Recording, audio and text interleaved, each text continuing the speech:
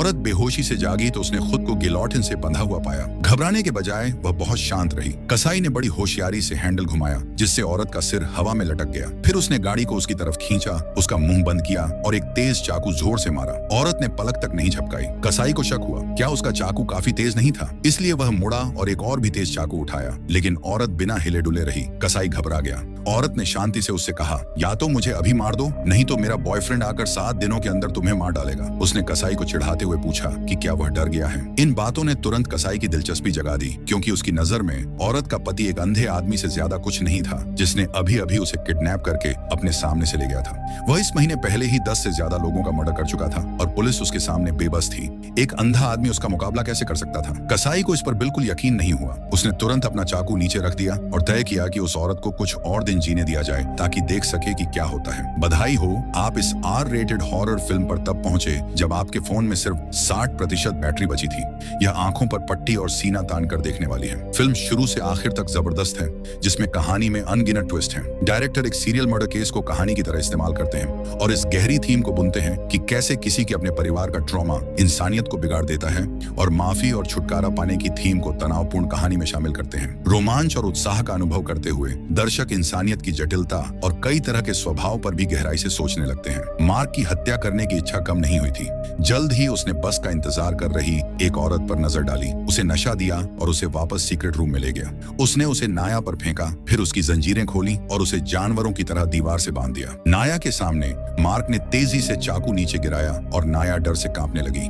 Mark ने नाया को चेतावनी दी कि अगर उसका अंधा बॉयफ्रेंड 7 दिनों के अंदर यह जगह नहीं ढूंढ पाया तो उसका सिर उसकी नजर में आ जाएगा। मार्क जानबूझकर नाया पर उसके सामने हमला करता है, ताकि उसके साइकोलॉजिकल डिफेंस को तोड़ सके और कंट्रोल की अपनी अजीब इच्छा को पूरा कर सके। नाया का डर एक आदिम इंसानी आदत है। उसका शांत रहना सिर्फ एक दिखावा है। मौत की सच्चाई का सामना करते हुए उसका अंदर का डर अब और छिप नहीं सकता। थोड़ी देर बाद राहगीरों को औरत की बॉडी मिली। पुलिस मौके पर पहुंची, लेकिन हैरान रह गई। कातिल ने बहुत ध्यान से काम किया था, कोई निशान नहीं छोड़ा। अंधे जासूस ने जल्दी से उस चीज को सूंघा और यह कंफर्म करने के बाद कि यह उसकी लापता गर्लफ्रेंड नाया नहीं है, उसने तुरंत अपने पार्टनर से मदद मांगी ताकि नाया को जल्द से जल्द ढूंढ सके। इस बीच मार्क ने कोई रोक टोक नहीं दिखाई और एक नए टारगेट पर अपना कब्जा बढ़ा दिया। लेकिन इस बार मार्क ने जिस लड़की को टारगेट किया था वह बहुत सावधान थी। उसने घायल पैर का नाटक किया और उसकी हमदर्दी पाने की कोशिश की।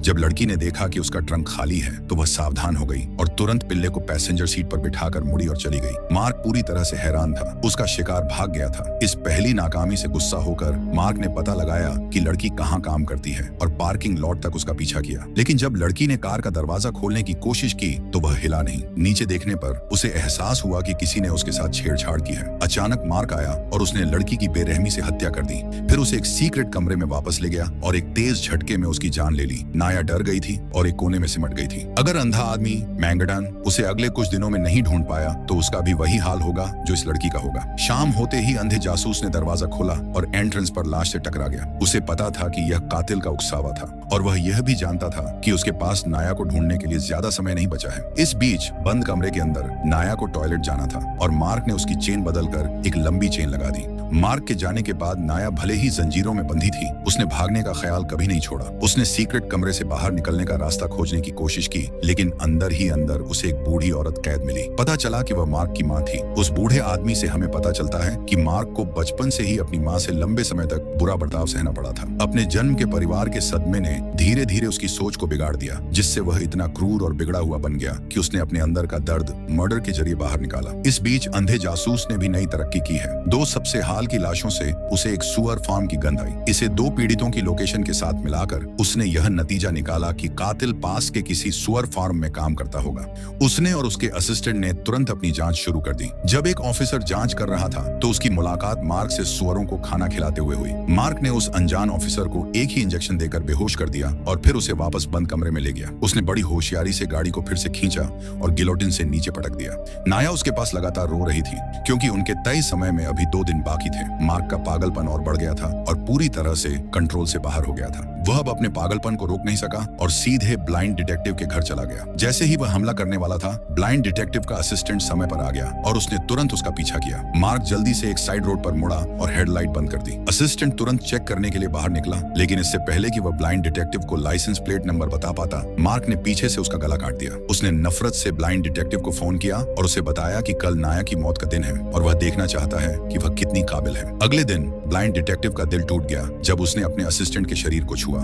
उनके असिस्टेंट की मौत ने कातिल को ढूंढने और नाया को बचाने का उनका इरादा और मजबूत कर दिया। कसाई को जल्दी से ढूंढने के लिए उन्होंने किसी से पास के सुअर फार्म का मैप ढूंढने को कहा। मैप को एनालाइज करने के बाद उन्होंने अपनी याददाश्त और सुरागों के एनालिसिस पर भरोसा किया।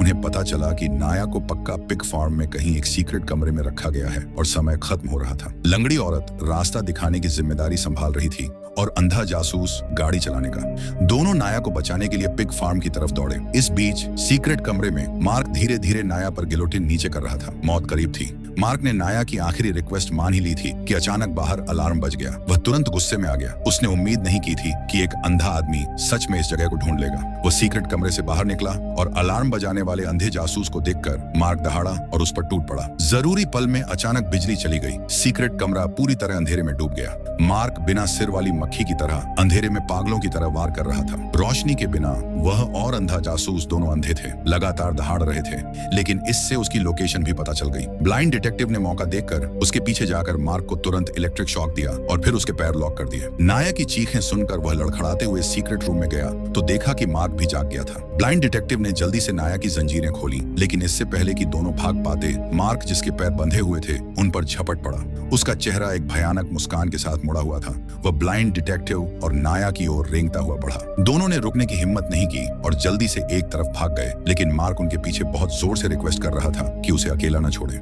यह रिक्वेस्ट सुनकर नाया अचानक रुक गई। उसे दया आ गई क्योंकि उसे मार्क की मां से पता चला था कि मार्क की आज की हालत पूरी तरह से उसके बचपन के बुरे अनुभवों की वजह से है। उसके जन्म के परिवार के ट्रॉमा ने उसे एक दयनीय लेकिन नफरत भरा इंसान बना दिया था। इसलिए नाया ने उसे अपनी बेड़ियां खोलने की चाबी दे दी, फिर मुड़कर सीक्रेट रूम से भाग गई। हालांकि जब मार्क ने उनका पीछा किया तब तक तीनों उसे अकेला छोड़कर भाग चुके थे। थोड़ी देर बाद मार्क ने नाया को टेलीविजन पर देखा। मार्क के चंगुल से बचने वाली पहली शिकार के रूप में नाया ने शांति से कैमरे पर कहा कि मार्क में उसे एक क्रूर हत्यारा नहीं बल्कि एक सताए गए बच्चे को देखा। नाया के शब्द उसके आंतरिक घावों को भरने वाली रोशनी की किरण बन गए। मार्क ने तुरंत राहत महसूस की। वर्षों से दबाए गए शिकायतों और दर्द को आखिरकार समझ में आ गया और उसने आखिरकार अपना हमें इंसानियत की खूबसूरती दिखाता है। जिंदगी और मौत के बीच की मुश्किलों का सामना करने के बाद वह नफरत से अंधी नहीं हुई, बल्कि उसने अपने दिल की नाराजगी को दूर करने के लिए समझदारी का इस्तेमाल करना चुना। यह दया और सहनशीलता इंसानियत की सबसे कीमती नींव है। और इसी के साथ यह कहानी यहीं समाप्त हो जाती है।